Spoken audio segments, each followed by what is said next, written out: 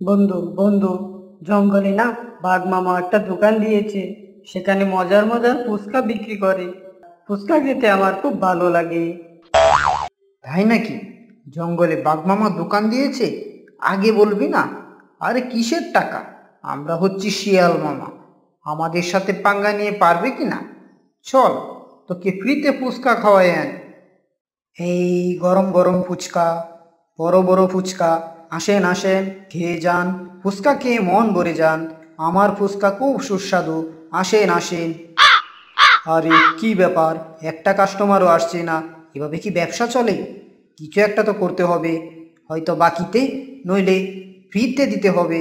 ফ্রিতে দিলে তো আবার আমার ব্যবসা লাটে উঠে যাবে। কি করি কি করি? তাহলে এক প্লেটের সাথে আরেক প্লেট ফ্রি দেই, তাহলে তো আমি কাস্টমার পেয়ে যাব। আসেন আসেন, এক প্লেট খেলে আরেক প্লেট ফ্রি, এক প্লেট খেলে আরেক প্লেট ফ্রি। ফুচকা ফুচকা ফুচকা।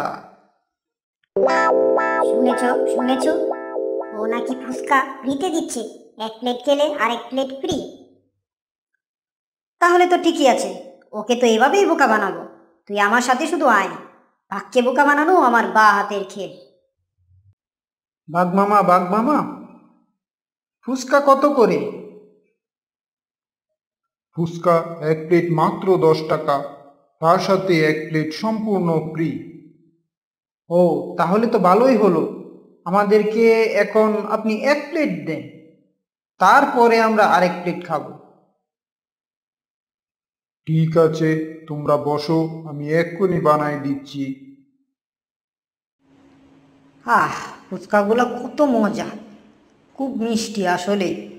কিন্তু এখন বাক্যে কিভাবে কি করব? আরে এটার চিন্তা তুই করিস না, আমি বাঘকে এখনই বোকা বানাচ্ছি।